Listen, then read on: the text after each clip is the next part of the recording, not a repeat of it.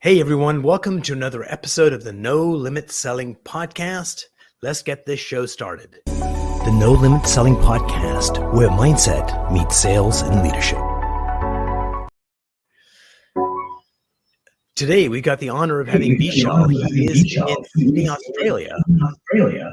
Yes. And Vishal, welcome to the company. Tell us about your journey. Thank you for having me, Umar. So my name is Vishal. I am founder of batterymite.com.au. So we started Batterymite back in 2018, 2019. As just a very small business. We were operating from a small single garage with just under 10 products. Then from smaller garage, we moved to a bigger garage and we got more and more batteries in our umbrella. From bigger garage, business was growing. So we moved to a smaller warehouse and now we are in a kind of large warehouse where we store about 5,000 products under Batterymite and our sister company, officecash.com.au umbrella. So it has been a very modest, very small beginning in our e-commerce journey. And today we have got several thousand items in our portfolio. Nice. So you were born in India. When did you end up coming to Australia? Yes, I was born in India. I finished my graduation in India in business. I came to Australia back in 2008. I studied my master's here, finished my master's in 2011, and then I worked for one of the major bank here. Worked in some other telecommunication company as well. So for the first 4 or 5 years, I was in a good full-time job. I started this business as a part-time or kind of a hobby business. And then on one fine morning, I decided to quit my full-time job and give full attention to my e-commerce business. You can't do that. That's the American dream. Can you have the American dream in Australia? I suppose you can. So how many employees do you have? We have about 15 people in our team. 15. So you went from like a solo guy, all of a sudden now you're like managing people. So what was that journey like? Like what lessons did you learn along the way? Yes, it was quite a journey. So when you are a solo person, when you are solopreneur, you face a lot of challenges. I mean, one of the biggest and obvious challenges capital. So I mean, I came here just as a student and had pretty much access to no capital, and had a small saving from my full time job. So that is an obvious struggle. But another struggle or another challenge while you are starting from scratch with just pretty much yourself as a one man army is hiring right kind of people and right kind of talent. So as I said, I was working from my own small single garage, and nobody would want to like work for someone who is operating his own business in a smaller garage. It was very hard to attract right kind of talent. It took us a few years to build a very high performance team. And then another challenge was obviously work life balance. So when you are the only person working, you do 14, 15, 16, 17 hours a day. I have a very supportive family, supportive wife. So I was able to overcome those challenges.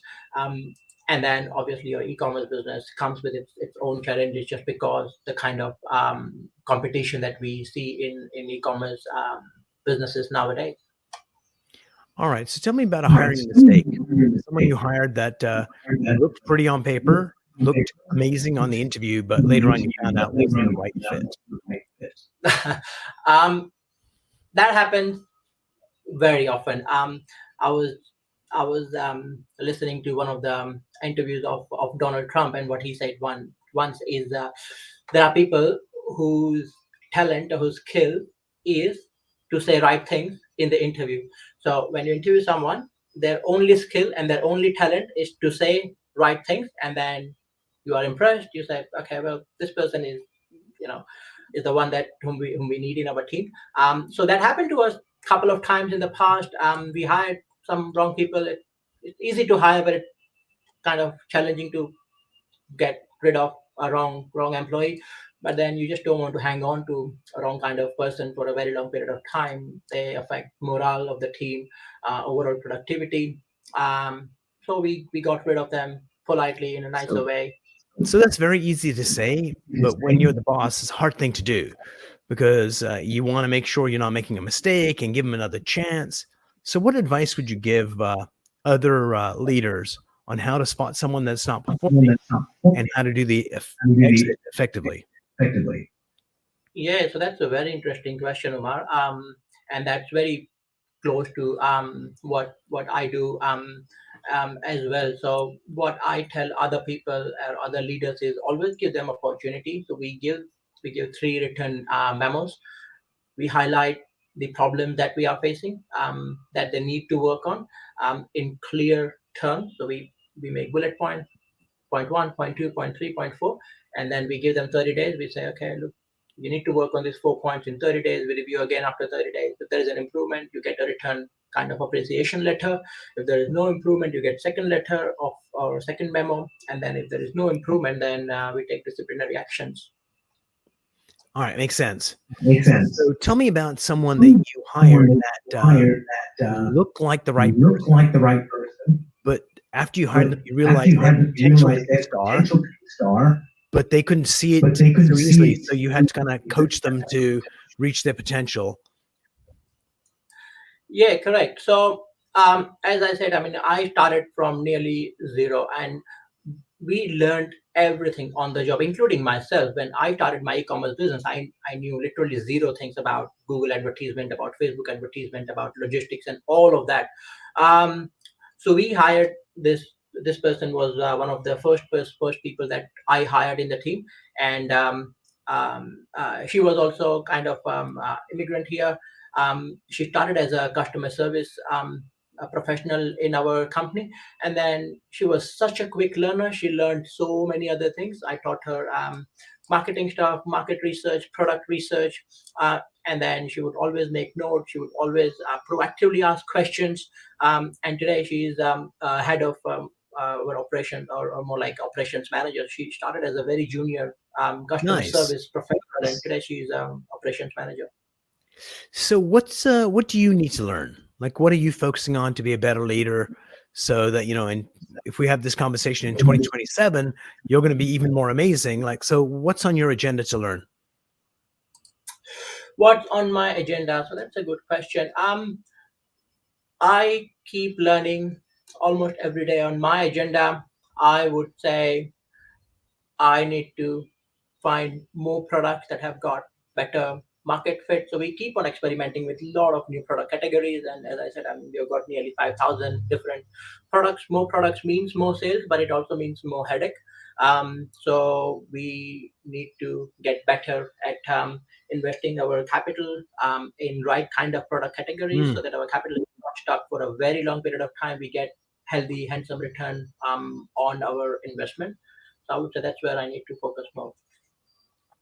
So right now you can probably see pretty clearly where you could have done better 2 years ago. If you Yeah. were doing a thought experiment and looking back from 2025 at what you're doing right now, what would you change? What would I change?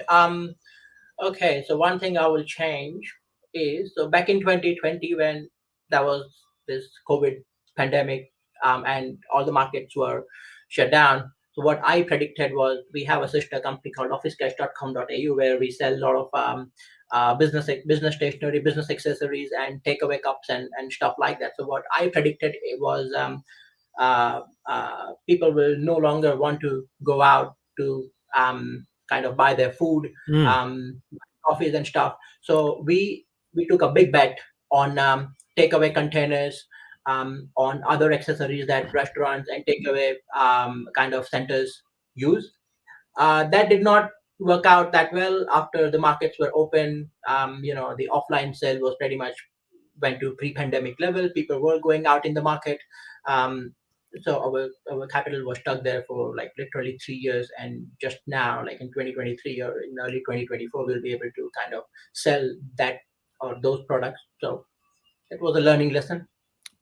yeah, and then you learn more from the missteps than you do from things that go well. Because when things go well, Exactly. it's like oftentimes it's hard to learn. And that's one of the things Yeah, yeah. great leaders do is when they do something, positive or negative, they do an autopsy afterwards. Why did we fail? What do we need to learn? What do we need to do better? And also, why did we win? Did we do the same Yeah. thing? Did we do something slightly different? Oh, we did something different. Let's incorporate that in our system and see if that actually was the thing that made a difference. So measure, measure, measure. That's correct. Yeah. So we keep repeating those items that did well, those product categories that did well, that had good ROI, and then we stop focusing on things or products that are not giving that good return. So yeah, exactly, bang on. So one of the things that great leaders do is you've got an organization, and oftentimes you need an enemy. Like, this is our competitor. We need an enemy because it focuses the company, inspires the troops. So who do you see as the enemy out there? That is extremely uh, deep and very good point. So I'll give you a practical example, right? So Mm. we are pretty big on Amazon in Australia. We are one of the top 100 sellers on Amazon.com.au. So until last year, let's say December 2022, and I was just looking at this data yesterday. Until 2022, we were in top 50. December 2022, our sale was like almost half than what it is today. And in 2023, we are in pretty much top 75, top 80. Our Nice. sale has doubled, but our rank has actually gone down. And what I have seen is other people, other sellers, or other companies from other countries are coming to Australia. Everybody's upping their e-commerce game.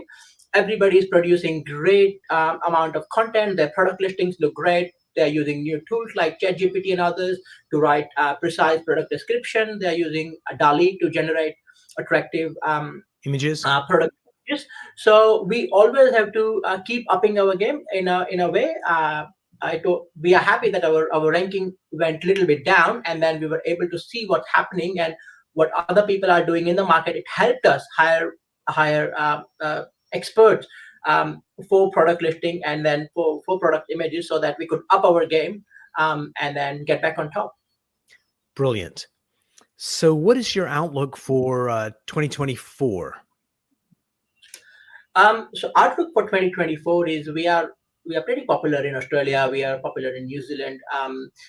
We are in Canada and Europe as well. We are going to focus on Northern American market and Indian market in 2024. America has huge potential. We are on Walmart.com. We just have a very small presence, but 2024 will see more attention from our organization to Northern American market.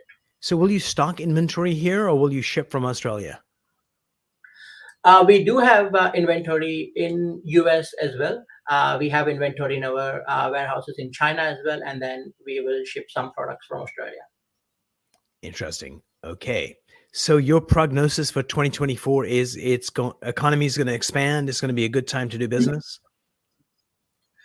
That is correct, and we have carved out a niche for ourselves. So we are in rechargeable lithium-ion battery market, and battery market is expanding rapidly. It's going to be approximately $120 billion market by 2028. So market itself is growing. Economy is growing little slower than we had expected, but because there are more and more people who are buying, let's say Tesla or other EV electronic vehicle, people are buying more and more wireless devices. So battery market itself is a growing market. So that's where we see a huge opportunity. Brilliant. So, Vishal, what's a question I should have asked you that I did not? The question you should have asked is why were you able to achieve what you have achieved with almost no capital? Um, and I would say, what are the lessons that you have learned in Yeah. So what e-commerce? are the lessons that you learned? So I would say number one lesson that I have learned in last 5 years um, is your product and your price is still the king. So as I just told you, I was born in India, and Bollywood movies are like huge industry in Southeast Asia. So what they do, what a lot of creators do, is they will have a big star in their Bollywood movie, and they will recover their investment in first 1 week. Even if people hate the movie, the creators are going to make money. But that is, but if I use same analogy for any other business, it's almost impossible to create hype and have a successful business when your product or when your content is not correct. So I would say when it comes to e-commerce business, your product is your king and your price is your queen. You can't sell product at higher prices for a very long period of time, or you can't sell bad product at cheap prices for a very long period of time. So product number one, king, and your price number two, queen, for a sustainable long-term profit generating business. Brilliant. So, Vishal, thank you so much for being on the program. I really enjoyed our conversation. All right, thank you so much, Umar.